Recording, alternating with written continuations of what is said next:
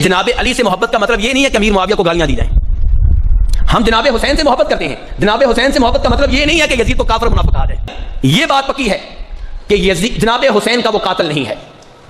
کسی صحابی نے کبھی بھی یزید کو جناب حسین کا قاتل نہیں کہا.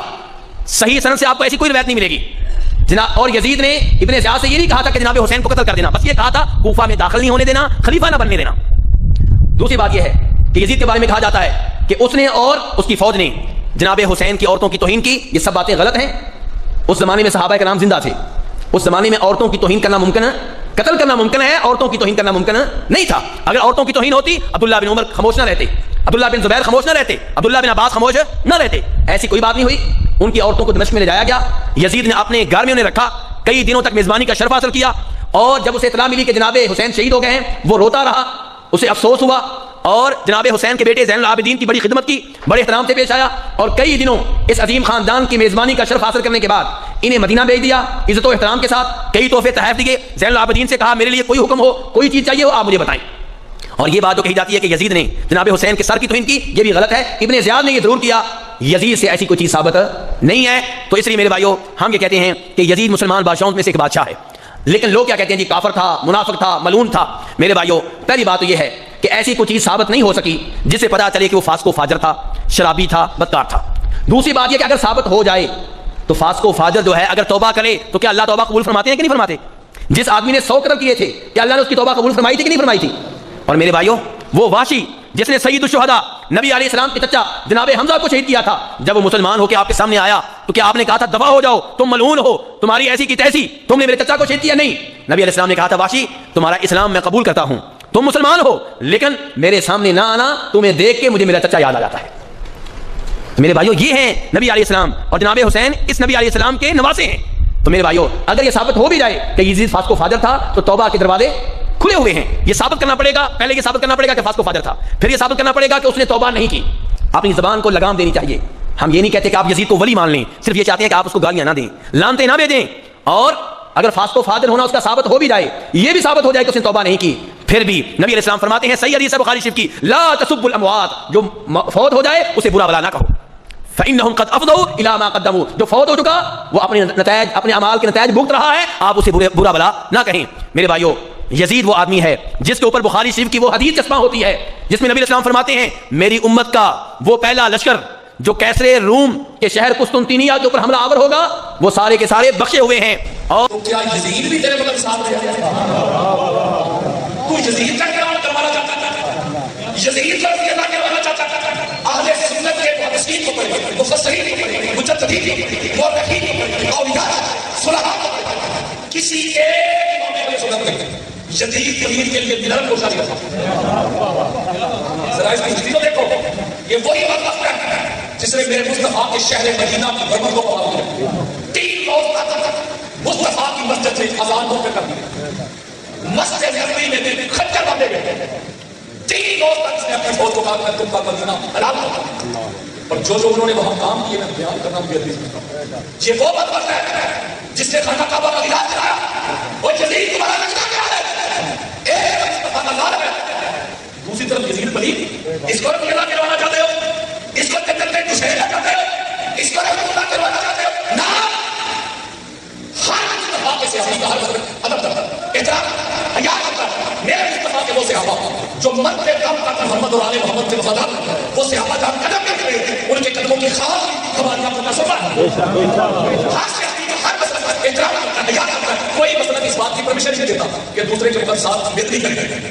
تو آپ صحابہ کی آڑ میں دشمنان اہل بیت کا احترام کرنا چاہتے ہیں, یہ نہیں ہوگا. میں ذکر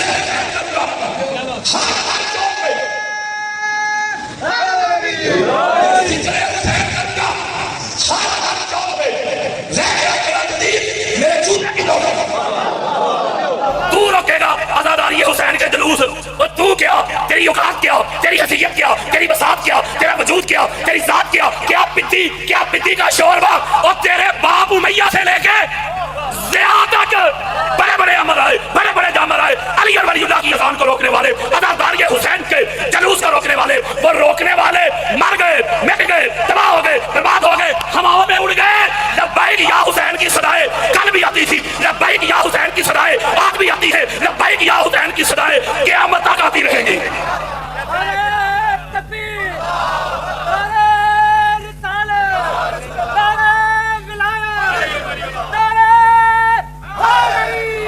یہ دوہرا معیار نہیں چلے گا. یہ ملک پاکستان مفتی تیرے پیو نے نہیں بنایا. یہ ملک پاکستان ایک شیعہ کا بھی اتنا ہے جتنا ایک اہل سنت کا, ایک اہل سنت کا بھی اتنا ہے جتنا دیوبند کا, ایک دیوبند کا بھی اتنا ہے جتنا اہل حدیث کا.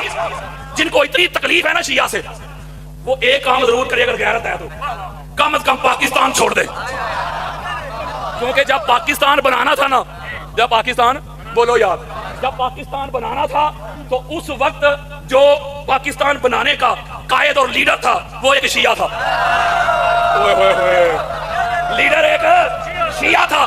اس شیعہ کے مفتی یہاں کر, اور شیعہ اتنے ہی چبھتے ہیں تو یہ شیعہ کی تصویر والے جو فنڈ ہے نا, وہ جو سعودیہ سے آتے ہیں, جو ریال آتے ہیں جن کو تبدیل کرواتا ہے, ڈالر آتے ہیں جن کو کنورٹ کرواتا ہے, انڈین کرنسی آتی ہے جسے کنورٹ کرتا ہے. تجھے شیعہ سے اتنی تکلیف ہے, تیری جیب میں شیعہ, تیرے گھر میں شیعہ, تمہارے پرسوں میں شیعہ, تمہارے ایک ایک جگہ پہ, تیرے بے فارم پہ شیعہ, تیرے پاسپورٹ پہ شیعہ, تیری آئی ڈی کارڈ پہ شیعہ. تو شیعہ سے بھاگ کے تو دکھا, تو جدھر جائے گا تجھے شیعہ ہی نظر آئے گا. اس کا مطلب ہے جب پاکستان بنانا تھا لیڈر شیعہ تھا نا, بولو یار, ایک شیعہ لیڈر کے اندر زیر قیادت اس کی سنگت میں, مائیت میں, رفاقت میں, قربت میں اہل سنت بھی آئے, دیوبند بھی آئے, اہل حدیث بھی آئے. اتحاد ہوا, اتفاق ہوا, انفرادیت سے نکلے, اجتماعیت میں آ کے جمع ہوئے. آؤ میری طرف. جب سارے ایک لیڈر کے اندر جمع ہوئے, اللہ نے 14 کی برکت سے, 14 کے فیض سے, 14 کے کرم سے, 14 کی نظر سے 14 اگست کو پاکستان ادا کر دی. نہیں سمجھے یار؟ تو یارو یہ طریق اتفاقیہ نہیں, وہ 15-16 بھی ہو سکتی تھی, یہ 14 کیوں؟ 14 پتا کیوں؟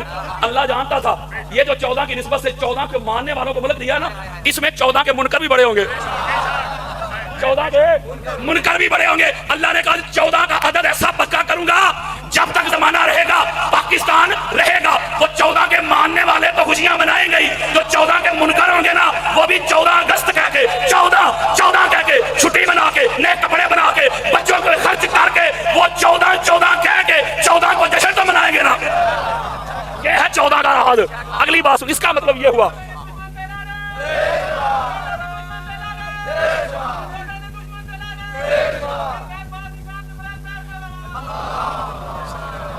14 کے دشمن پہ بھی لعنت, 14 کے منکر پہ بھی لعنت. فرق ہے نا دشمن اور منکر کا, کچھ منکر بھی ہیں.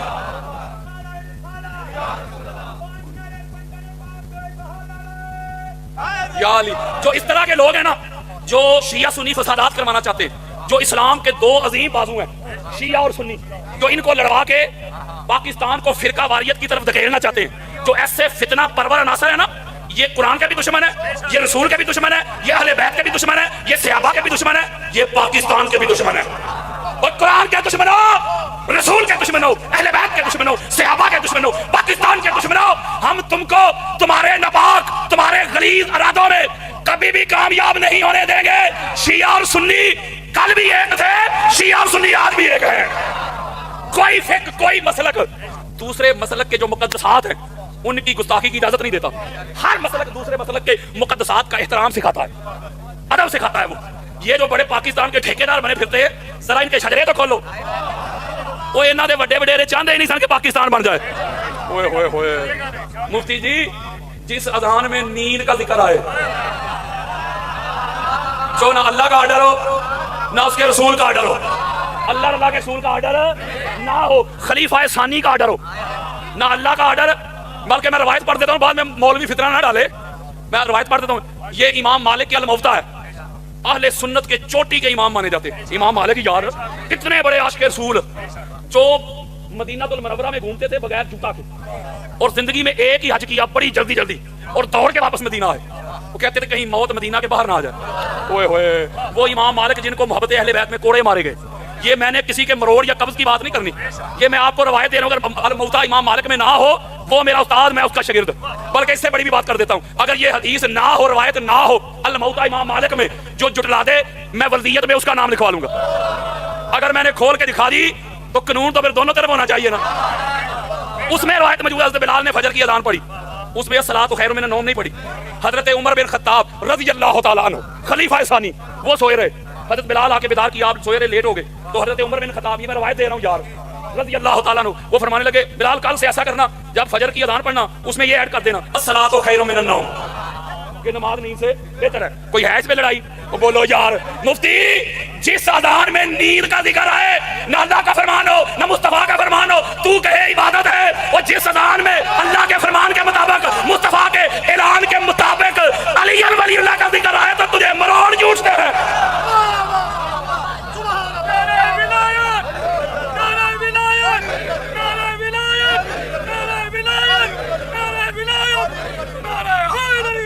میں ایک بات کہنا چاہتا ہوں, علی ولی اللہ شیعہ سنی کا مسئلہ ہی نہیں.